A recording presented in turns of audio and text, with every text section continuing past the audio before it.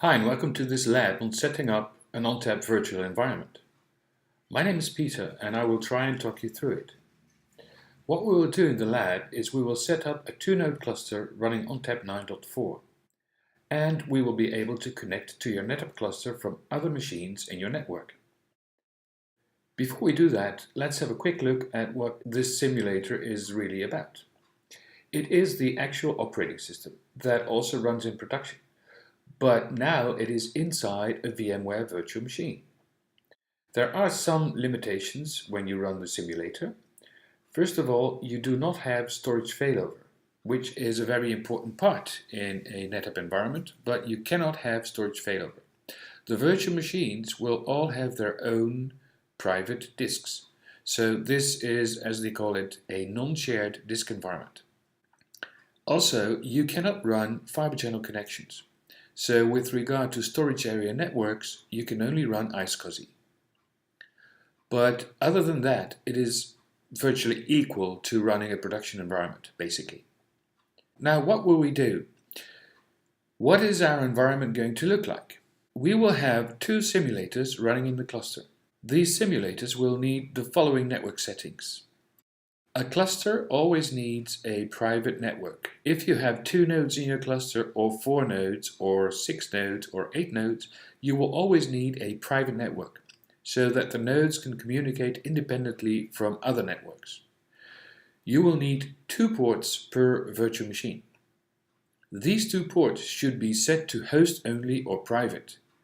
In VMware Workstation and Fusion, you can switch that in the settings. And ESXi, they should be connected to a different switch.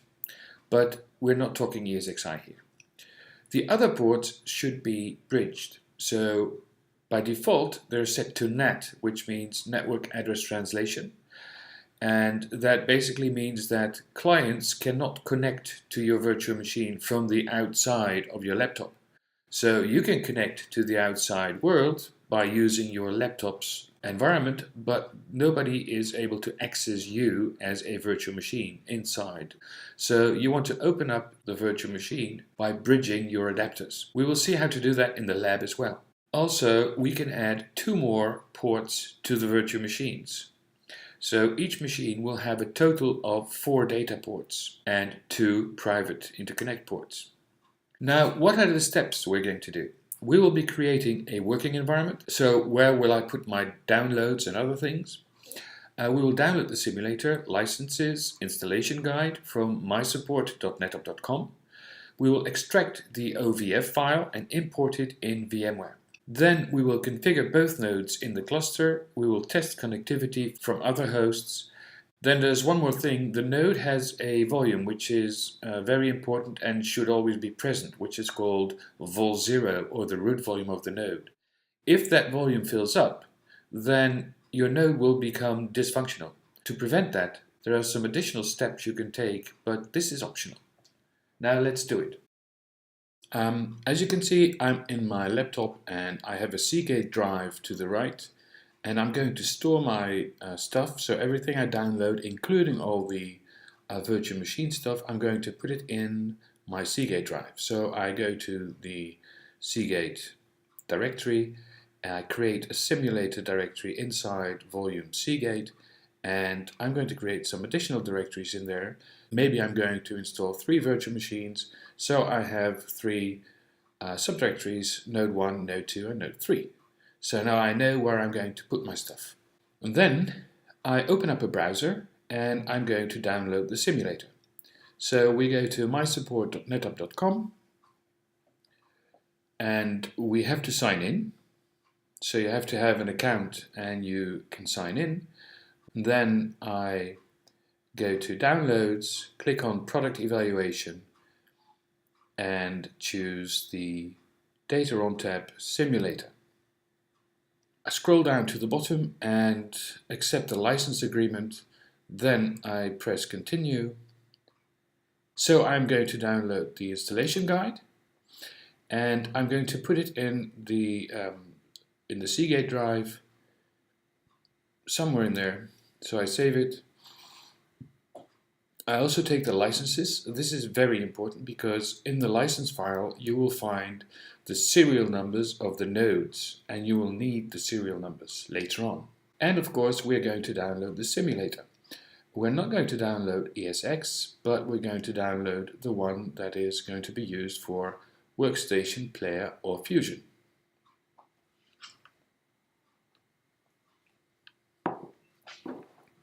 So we download it and we're going to rename it. We're going to call it Simulator. And it will be downloaded to the Seagate drive. And now when I have a look, I will see that there's the license file, there's the setup guide, and of course my 3 subdirectories, and I have the simulator.ovf. First let's look at the licenses. So I'm going to copy the license file to something which is called the serial number file or whatever you like. So I open that file and I remove all the information except for the serial numbers of the nodes. So when I'm done, I've got 3 lines in there with the 3 serial numbers. And I'm going to save that file because I'll need it later. Let's just check it, and as you can see, I have my serial numbers nicely in order.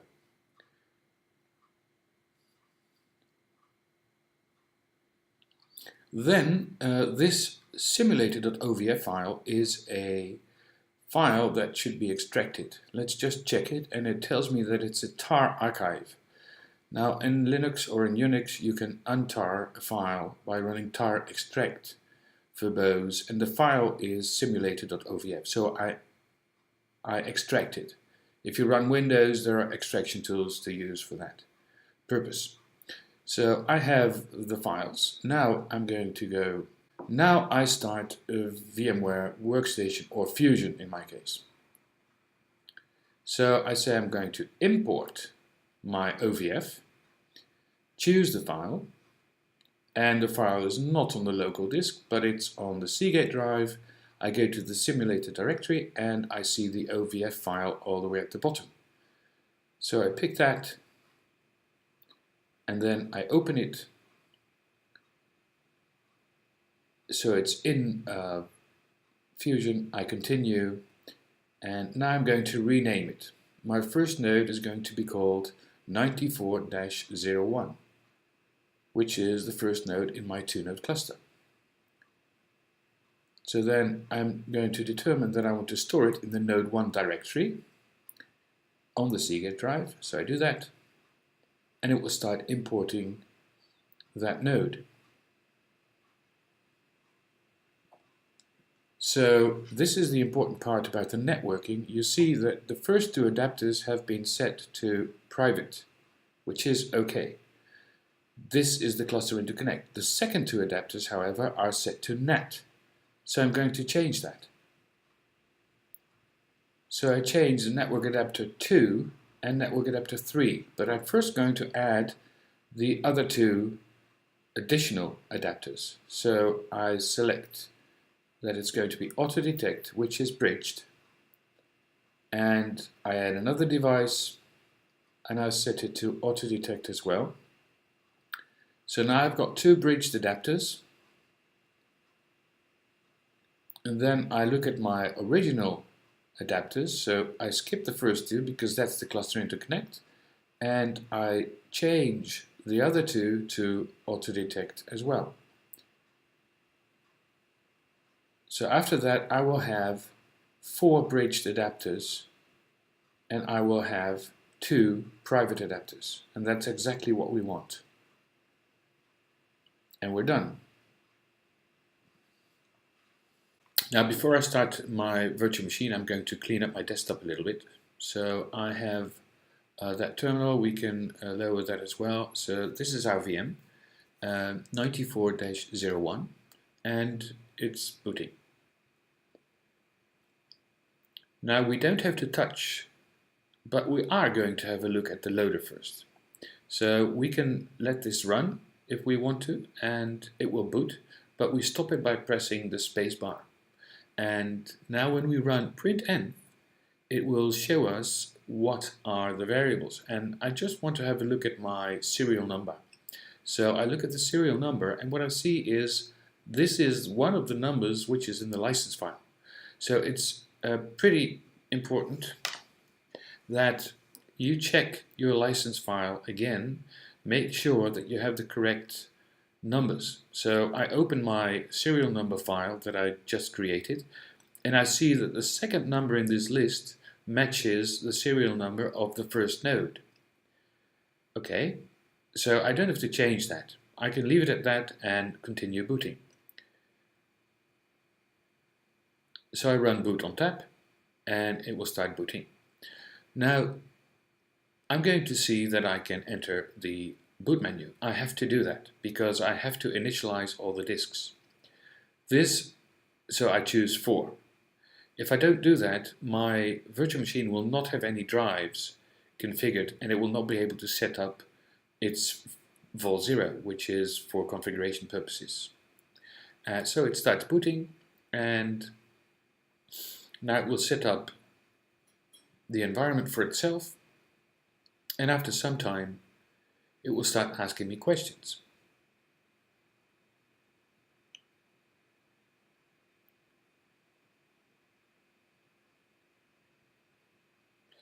So I have to confirm that I want to continue. It's some important remark about auto support. We skip that for now. Then it says, what is your first port? This is one of the bridged ports. So it shouldn't be E0A or B, but it should be E0C, which is the first bridged port in my virtual machine. Then I specify an IP address, so I enter an IP address, I enter a subnet mask, enter a gateway,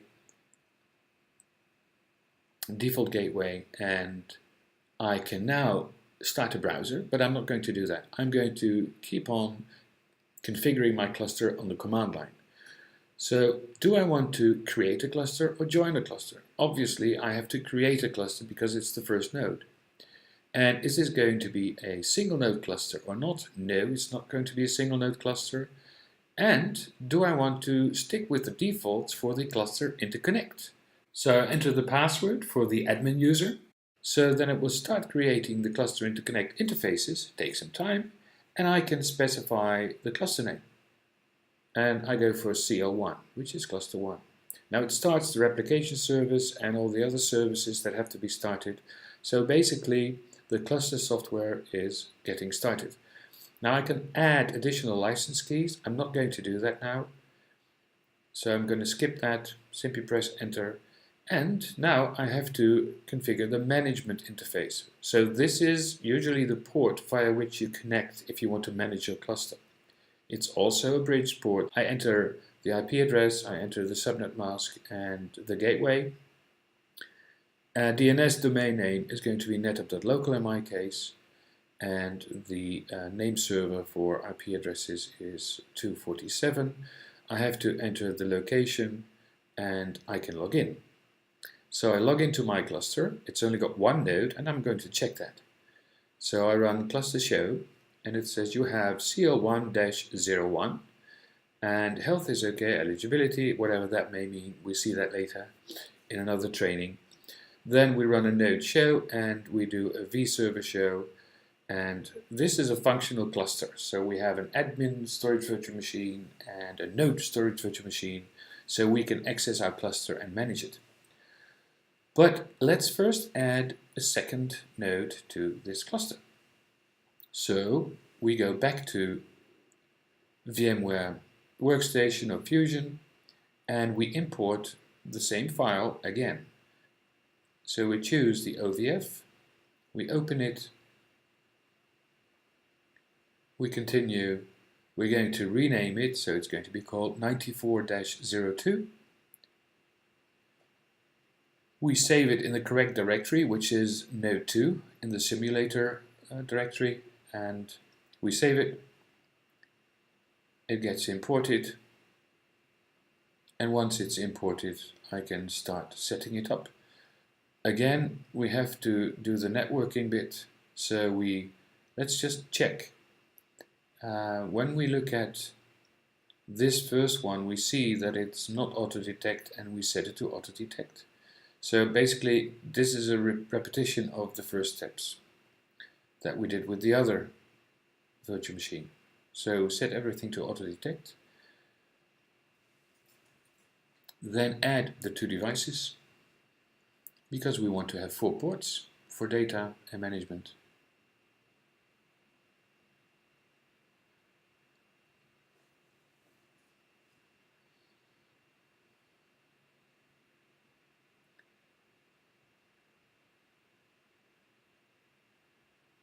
Okay, it's done. Now let's check the first adapters. So this is E0A and E0B. And we see that they're private to our Macs. So they're private to my Mac. So this is host only. That means that you can have a private network between the 2 virtual machines, which is for the cluster interconnect. So now we can boot that second node, and keep in mind the serial numbers. We have to do stuff in the loader to make sure that both nodes will need a different serial number with regard to licensing and to disk management. So we boot the node, and we're going to go and enter the spacebar so that we enter the loader. And we're going to check the system serial number, and we see that this is a different number, and it should be changed to the one that we have in the serial number file. So we have to change it to the lowest number in this file. The last number in this file should be the second node in my cluster. So I change the system serial number,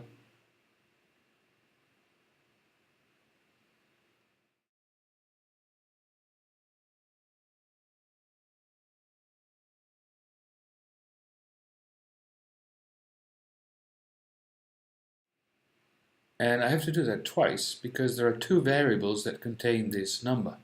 So there's also the bootr.nvram.sysid. I have to change that as well.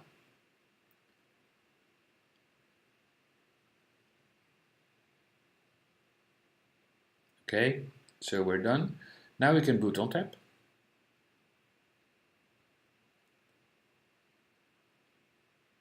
And we go to the boot menu. So we press Ctrl+C to get to the boot menu, and we choose 4 again because we have to run a clean configuration and initialize all of the disks. So we press yes twice, and it will start rebooting. And now we can simply let it boot.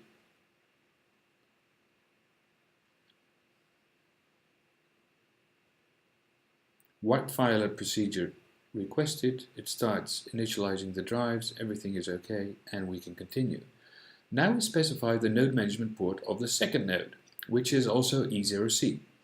And we enter the IP address, which is going to be 102 in my case. So I've got 101 and 102, then the node management netmask, gateway, and we can continue in the command line, say we want to join the cluster. We created it on node 1, now we are going to join the cluster, and we want to stick to the defaults.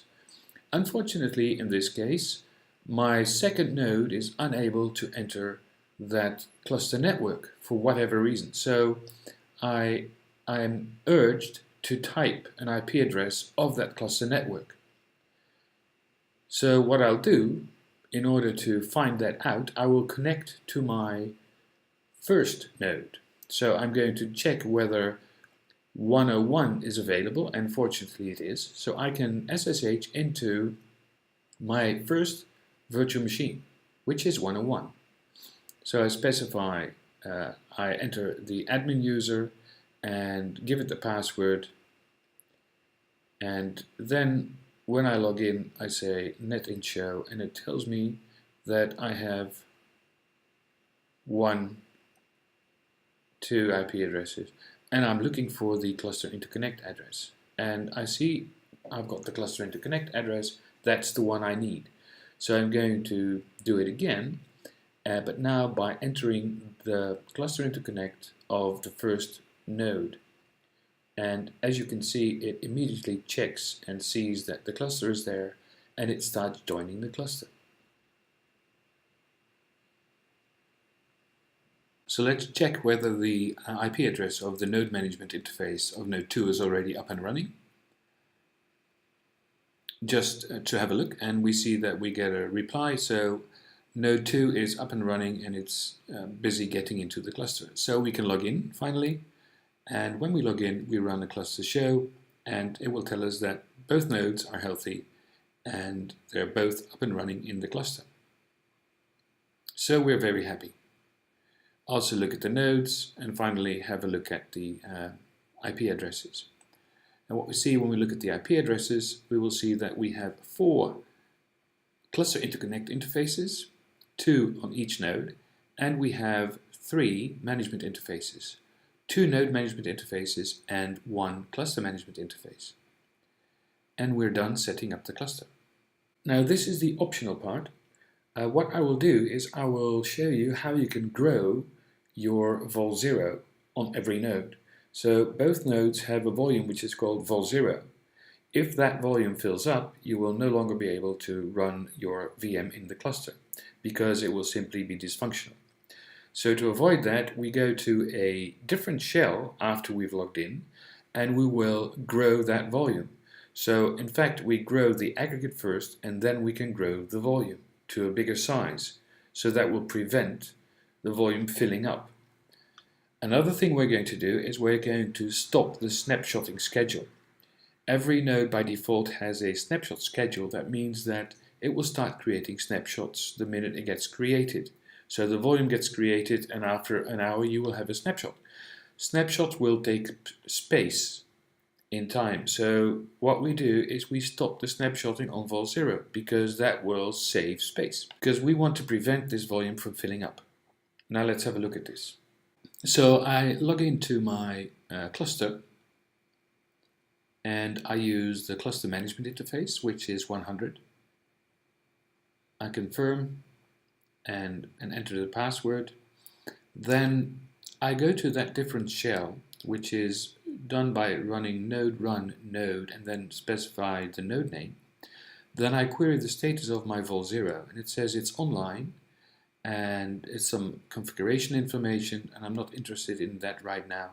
So I do a df-h to watch the space usage and I see it's about 100 megabytes and used is way more than half already. So I am afraid that it will fill up if I don't make it a little bit bigger.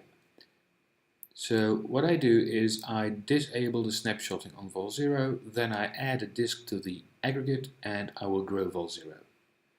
So I disable snapshotting first.